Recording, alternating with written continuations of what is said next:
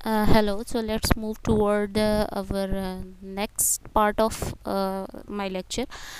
That is fields. Field आपके पास क्या होती है, फील्ड को आप कैसे डिफाइन कर सकते हैं। फील्ड आपके पास एक रीजन है in which a function S is defined at all points. ठीक है, तमाम पॉइंट्स के ऊपर आप उस फील्ड में एक फंक्शन जो है वो डिफाइंड होना चाहिए, उसको आप कहते हो फील्ड। तो कार्टेशियन कोऑर्डिनेट है, अगर S is equals to F of X Y Z specifies a field. Field आपके पास दो तरह की होती है, स्केलर फील्ड भी होती है एंड वेक्टर फील्ड भी होती है। तो स्केलर एंड वेक्टर फील्ड आपके पास क्या होती हैं, उनको अब हम उनकी डेफिनेशन अगर हम देख लें तो स्केलर और स्केलर फील्ड आपके पास क्या होता है। स्केलर फील्ड आपके पास स्पेस में वो रीजन है, ठीक है। स्केलर फील्ड आपके पास region in space in which scalar quantity is continuous and defined by single value at every point of the position variable is called scalar field.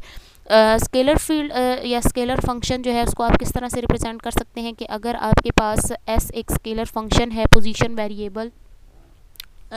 Variable R का with a set of coordinates आपके पास उसमें क्या है X Y and Z, then we denote the scalar field as S of R is equals to S of X Y and Z. तो आपके पास इसकी अगर एग्जांपल्स ले लें तो इसकी एग्जांपल्स में क्या आ रही है कि variation of temperature at various point along a metal rod, one end of which is heated while the other and is kept cold is an example of the scalar temperature field. ठीक है, कि अगर आपके पास एक and जो है उसका वो हीटेड है जबकि दूसरा एंड जो है आपने उसको कोल्ड रखा हुआ है, तो ये आपके पास एक स्केलर टेम्परेचर फील्ड की एग्जांपल है। इसी तरह वेरिएशन ऑफ इलेक्ट्रिक पोटेंशियल अगर आप वेरियस पॉइंट के ऊपर देखें किसी भी चार्ज बॉडी पे, तो वो भी आपके पास किसकी एग्जांपल होती है, वो भी आपके पास स्केलर फील्ड की एग्जांपल होती है। वेक्टर फील्ड आपके पास क्या होती है। वेक्टर फील्ड आपके पास क्या है कि region in space in which the vector quantity is continuous and उसको आप डिफाइन करते हैं single value at every point of the position variable is called the vector field. And if अगर आप कहते हो कि ए आपके पास वेक्टर फंक्शन है किसी पोजीशन वेरिएबल आर का जिसमें सेट ऑफ कोऑर्डिनेट्स क्या आ रहे हैं एक्स वाई एंड जेड आ रहे हैं, तो आप जो है वो यहाँ पर वेक्टर फील्ड को डिनोट करते हैं किससे, of R is equals to A X Y Z and T. इसकी एग्जांपल आपके पास क्या आ सकती है, इलेक्ट्रिक फील्ड आपके पास एक वेक्टर फील्ड है। इसी तरह अगर आप ग्रेविटेशनल फील्ड की बात करें तो ग्रेविटेशनल फील्ड भी आपके पास एक वेक्टर फील्ड होती है। तो आपके पास नेक्स्ट थिंग जो है हमारे पास वो क्या है, gradient of a scalar field. तो gradient of a scalar field आप कैसे निकाल सकते हैं कि अगर आपके पास कोई स्केलर फील्ड है S is equals to S of X Y Z and T, partial derivative of S आप कैसे लिख सकते हैं, partial S by partial X, partial S by partial Y and partial S by partial Z. ठीक है, तो आपके पास जो ग्रेडियंट होता है, ग्रेडियंट ऑफ एस का मतलब है कि आपने एक डेल ऑपरेटर जो है उसको ऑपरेट करवाना है स्केलर फील्ड के ऊपर। जब आप उस डेल ऑपरेटर को ऑपरेट करवाएंगे स्केलर फील्ड के ऊपर तो वो आपको देगा partial S by partial X I, partial S by partial Y J, partial S by partial Z K. Del operator आपके पास बेसिकली होता क्या है, डेल इज ये ऑपरेटर ये आपके पास एक वेक्टर डिफरेंशियल ऑपरेटर होता है और इसको आप डेल से डिनोट करते हैं, इसलिए हम इसको डेल ऑपरेटर कहते हैं। ठीक है, इसको आप वेक्टर डिफरेंशियल ऑपरेटर भी कहते हैं। ये इक्वल होता है partial X, partial by partial X I, partial by partial Y J, partial by partial Z K. The next thing here is आपके पास क्या है कि divergence of the vector field. Divergence of the vector field का मतलब यह है कि आपने डेल ऑपरेटर जो लिया था, ठीक है, डेल ऑपरेटर के साथ आपने किसी भी वेक्टर फील्ड का क्या करना है, डॉट प्रोडक्ट लेना है, तो उसको आप कहते हो डाइवर्जेंस ऑफ वेक्टर फील्ड। तो ये आपके पास आ जाएगा डॉट प्रोडक्ट में आपने क्या करना होता है, जो आई वाले कोफिशिएंट्स होते हैं उनको आपस में मल्टीप्लाई करते हैं, जे वालों को और के वालों को, all the others I dot J dot K equal to आपके पास क्या हो जाता है, zero. I dot J equal to J dot K equal to K dot I equal to zero होता है। तो इसलिए हमने ये सारे कंपोनेंट्स यहाँ पर ख़त्म कर दिए। डाइवर्जेंस ऑफ ए आपके पास जस्ट क्या आ गया, डाइवर्जेंस ऑफ ए आपके पास जस्ट इसके इक्वल आ गया, सही हो गया। अच्छा, साइनोसोडियल सोलेनाइडल फील्ड क्या होती है, a vector field whose divergence vanishes is known as solenoidal field. ऐसी फील्ड जिसकी डाइवर्जेंस जो है वो आपके पास वैनिश हो जाती है। फॉर एग्जांपल अगर आप मैग्नेटिक फील्ड की बात करें तो मैग्नेटिक फील्ड में आपके पास जो डेल डॉट बी होता है वो इक्वल होता है ज़ीरो के। ठीक है, ये आपने अगर मैक्सवेल इक्वेशंस पढ़ी हों तो उनमें से ये एक मैक्सवेल इक्वेशंस है। इक्वेशन है जिसमें आप देखते होते हो कि del dot B is equal to 0 होता है। तो ये इसकी एग्जांपल आ गई हमारे पास सोलेनोइडल फील्ड की। Curl of the vector field आपके पास क्या होता है, curl of the vector field में आप क्या करते हो कि डेल ऑपरेटर के साथ उस वेक्टर फील्ड का क्या करते हैं, क्रॉस प्रोडक्ट लेते हैं। क्रॉस प्रोडक्ट लेने के लिए आप क्या करते हो कि आई जे एंड के यूनिट वेक्टर लिखते हैं, डेल के कोफिशिएंट लिख देंगे और वी के कोफिशिएंट आप लिख देंगे, और इस डिटर्मिनेंट को अगर आप ओपन कर लें तो डेल क्रॉस वी या कर्ल ऑफ वी आपके पास इसके इक्वल आ जाता है। इररोटेशनल फील्ड क्या होती है, इररोटेशनल फील्ड वो फील्ड होती है जिसका कर्ल आपके पास 0 होता है, इसको आप कहते हैं इररोटेशनल फील्ड, या फिर आप इसको कंजर्वेटिव फील्ड भी कहते हैं। तो इसकी जो एग्जांपल है इलेक्ट्रिक फील्ड, इसकी एग्जांपल है आपके पास किसकी, इररोटेशनल फील्ड की एग्जांपल है, सही है। अच्छा, नेक्स्ट आपके पास क्या है, वेक्टर आइडेंटिटीज़ हैं। वेक्टर आइडेंटिटीज़ को अगर हम देखें तो हमने कुछ वेक्टर आइडेंटिटीज़ को यहाँ पर फ्रिक्वेंटली फिज़िक्स के अंदर हम उनको यूज़ करते हैं, और यहाँ पर हम उन वेक्टर आइडेंटिटीज़ को प्रूव भी करेंगे। सबसे फर्स्ट वन जो आपके पास है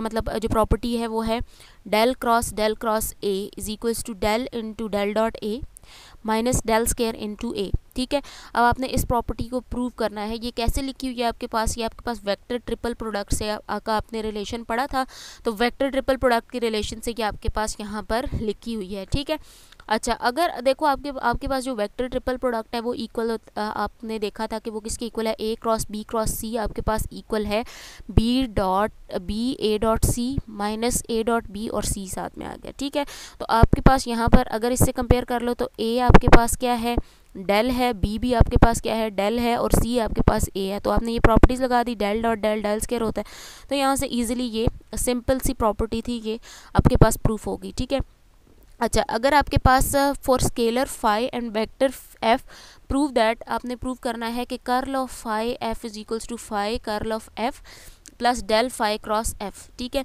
तो आपके पास क्या है, सबसे पहले आप देख लो कि एफ आपके पास कोई भी वेक्टर है तो इसका मतलब है इसके 3 कोऑर्डिनेट्स होंगे, F X I, F Y J and F Z के।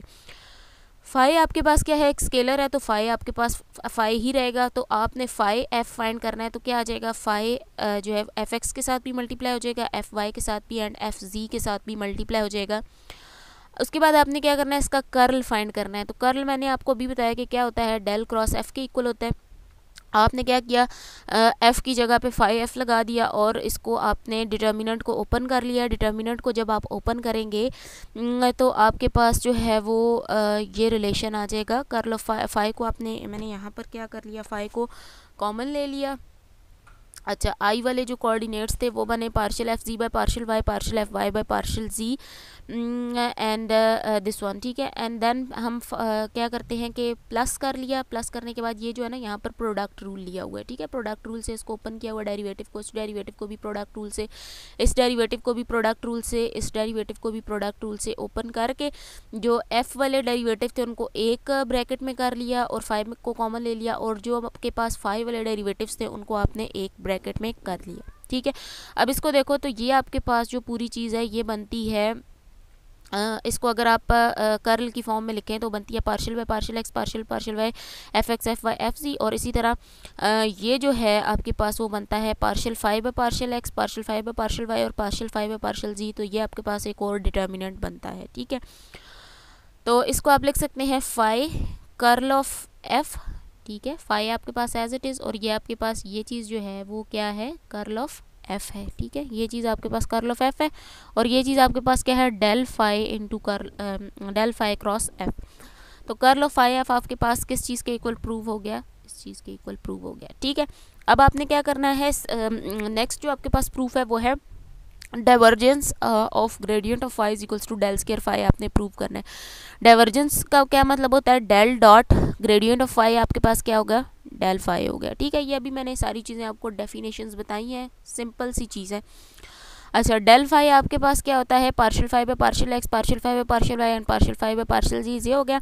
और डाइवर्जेंस के लिए आपने डेल ऑपरेटर लगाना है और उससे क्रॉस प्रोडक्ट लेना है। आई वाले को आई वाले से मल्टीप्लाई करें तो ये सेकंड डेरिवेटिव बन जाएगा, ये इसका सेकंड डेरिवेटिव बन जाएगा, और ये इसका सेकंड डेरिवेटिव बन जाएगा। ठीक है, इसमें से फाई को आप कॉमन ले लें तो ये आपके पास जो है वो ये चीज़ आपके पास बनती है del square operator. Del square का मतलब है डेल डॉट डेल। ठीक है, तो आप क्या करो, डेल की वैल्यू एक दफ़ा लो, दूसरी दफ़ा लो, उन दोनों का डॉट प्रोडक्ट लो, तो ये आपके पास जो है वो ये ऑपरेटर ही आएगा और ये आपके पास डेल स्क्वायर के इक्वल होता है। ठीक है, तो ये आप चीज़ें खुद भी प्रूफ करके चेक कर सकते हैं। अच्छा, ये जो डेल स्क्वायर ऑपरेटर होता है, इंपॉर्टेंट बात है नोट, इसको याद रख लें, इसको आप कहते हो लैप्लासियन ऑपरेटर। ठीक है, बाज़ जगहों पर आगे मैं नेक्स्ट जो है वो इसको यूज़ करूँगी as the name Laplacian operator, तो आप लोगों को पता होना चाहिए कि लैप्लासियन ऑपरेटर क्या होता है। ठीक है, नेक्स्ट आपके पास जो है वो है prove that curl of gradient of a scalar function is always zero. Curl of gradient of scalar function, ठीक है, आपने स्केलर फंक्शन क्या ले लिया, स्केलर फंक्शन आपके पास फाई है, curl of gradient of scalar function, यानी पहले आपने क्या करना है, ग्रेडियंट ऑफ स्केलर फंक्शन लिया और फिर उसका आपने कर्ल ले लिया। ठीक है, तो ये आपके पास इक्वल टू क्या होना चाहिए, ज़ीरो होना चाहिए। तो ये इक्वल टू ज़ीरो कैसे होगा, आपने इसको प्रूव करना है। सबसे पहले आप ग्रेडियंट ऑफ फाई निकाल लें। ग्रेडियंट ऑफ फाई आपके पास होता है partial phi by partial X, ये चीज़ आपके पास है ग्रेडियंट ऑफ फाई। कर्ल के लिए आपने इसका क्रॉस प्रोडक्ट लेना है डेल के साथ, तो डेल के साथ आप इसका क्रॉस प्रोडक्ट जब लेंगे तो ये आपके पास जो है ना वो सॉल्व होकर आ जाएगा। इसको आप सॉल्व करेंगे तो सेकंड डेरिवेटिव वाई जी माइनस वाई जी, तो ये दोनों आपस में एक दूसरे को कैंसिल कर देंगे। ठीक है, इसी तरह ये दोनों एक दूसरे को कैंसिल कर देंगे और इसी तरह ये कैंसिल कर देंगे, तो फाइनल आंसर आपके पास ज़ीरो आ जाएगा। तो ये प्रूफ हो गया। नेक्स्ट जो प्रूफ है वो आपके पास है divergence of curl of F is equals to zero. Divergence मतलब डेल डॉट और कर्ल डेल क्रॉस एफ। ठीक है, डेल क्रॉस एफ पहले फाइंड कर लें। डेल क्रॉस एफ फाइंड करने के बाद जो भी आपके पास आंसर आएगा उसका आपने क्या करना है, del dot that curl of F लेना है और उसको जब आप सॉल्व करेंगे तो आप देखोगे कि ये सारी चीज़ें कैंसिल हो रही हैं। कैंसिल आउट होने के बाद आंसर आपके पास ज़ीरो आ रहा है। सही है। अच्छा, सपोज़ आपने नेक्स्ट आपके पास जो प्रूफ है वो है, सपोज़ कि बी आपके पास क्या है, एक वेक्टर फील्ड है जिसका कर्ल आपके पास ज़ीरो है, यानी del cross B equal to zero है। We know that if phi is a scalar field then comparison to then curl of gradient of phi is equal to zero. Curl of gradient of phi आपके पास क्या होता है, zero होता है। तो अगर आप इन दोनों इक्वेशंस का कंपैरिजन करें तो del cross B equal to gradient of phi आता है। ठीक है, डेल क्रॉस बी का मतलब है curl of gradient of phi का मतलब है डेल क्रॉस डेल फाई। ठीक है, और ये इक्वल है आपके पास डेल क्रॉस बी के, तो डेल क्रॉस दोनों तरफ से कैंसिल हो जाएगा, तो बी आपके पास इक्वल आ जाएगा सिर्फ डेल फाई के। तो ये आपने ये चीज़ यहाँ पर लिखी हुई है। ठीक है, नेक्स्ट जो आपके पास प्रूफ है वो है prove that the vector field whose divergence is zero everywhere can be expressed as the curl of some other suitable vector field.